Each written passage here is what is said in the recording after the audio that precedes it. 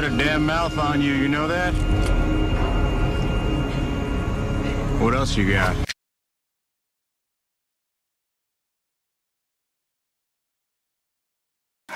I think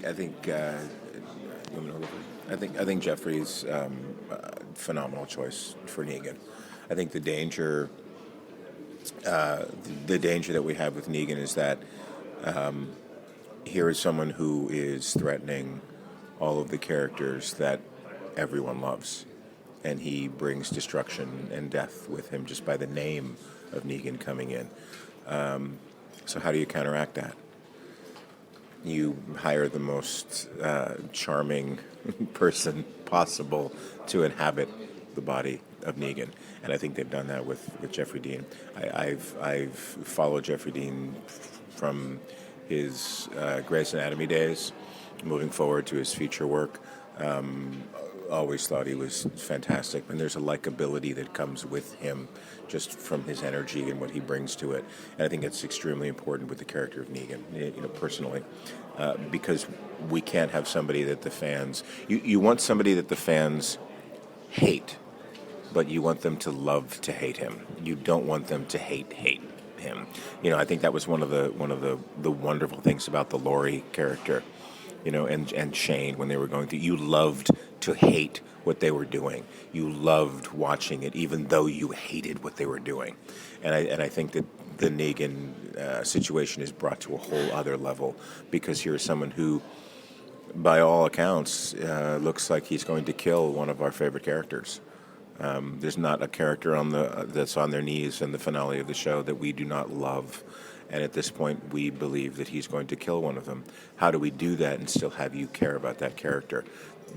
A lot of it comes from the writing, but the sort of missing key ingredient, this sort of secret recipe, comes from what the actor brings to it. And I think that Jeffrey is going to make you fall in love with Negan, and you are going to love to hate him.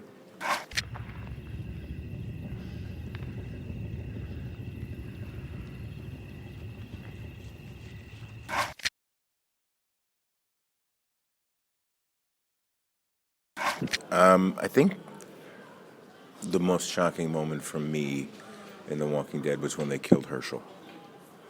I think that's when we realized that no matter how beloved a character is, he's not safe or she's not safe.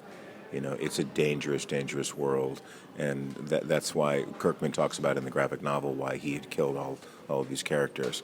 And he has said he really wanted the audience to be aware at all times and never forget that it's a dangerous world that we're living in.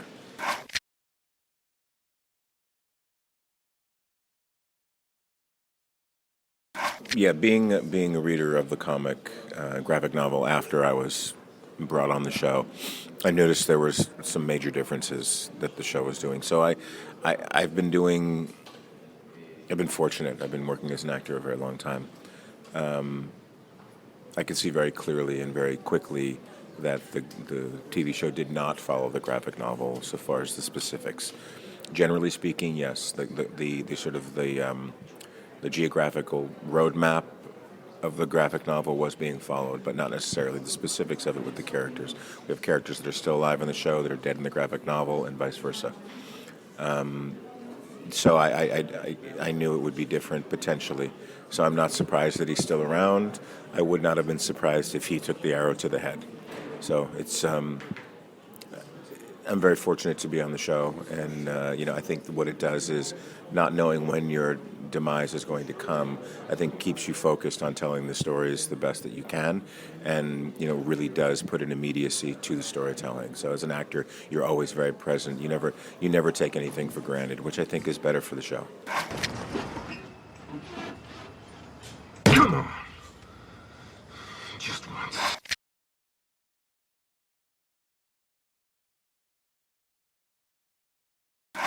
The work that we do is very, very intense, story-wise. So, but in between, it's very light. I think that's how we sort of keep our sanity. But everyone's very, very professional. So there are days that are more fun than others. But there's sort of a ridiculousness that comes with we're out in the middle of Georgia. with zombies and the 110 degrees Fahrenheit heat and all the humidity, and you kind of look around and we're the show where it fits in society and the fandom and the success that it's had, and you look at what it takes to do it, and sometimes it just strikes you how ridiculous it is, and you can't help but sort of laugh and have a great time doing it. But at the same time, we're dealing with very, very heavy subject matter. There are not a lot of pranks on set. There's no time for that. But there is a lot of levity. There's a lot of light moments, and that just comes from sharing intense, times, intense moments with people you love. When we talk about the family atmosphere, it's not just the cast. It's the crew. It's everybody involved in producing the show. It's a really, really good time.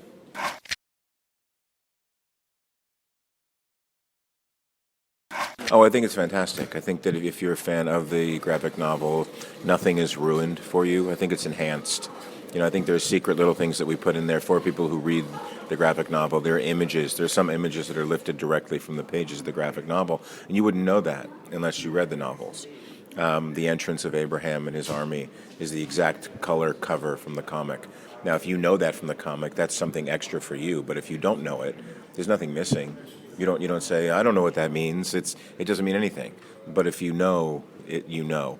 And the whole ramp up to Negan coming in, everybody talking about Negan, who's Negan? Well, if you read the graphic novel, you know who Negan is.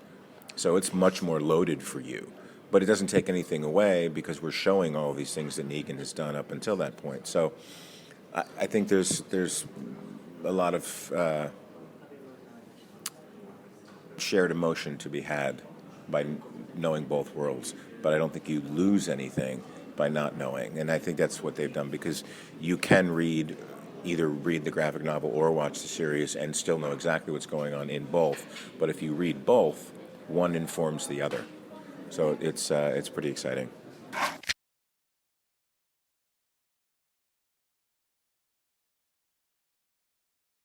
Yeah, I think the guys who play the walkers and our transportation department are the unsung heroes. They are in before everybody, and they're the last people out. It's a very thankless job in a lot of ways, because sometimes you get to be the featured walker that does a really great kill, and people know who that zombie or walker is. But for the most part, these are a bunch of actors, and people who come onto the show who contribute greatly daily. And and it's a terrible job in a lot of ways. You're covered in latex, you're in the heat, you're sweating. It's long days. You get beat up by the actors, and then no one knows who you are, because you're covered in a ton of makeup. So they do a fantastic job, and if they weren't doing what they were doing, the show would not be what it is today.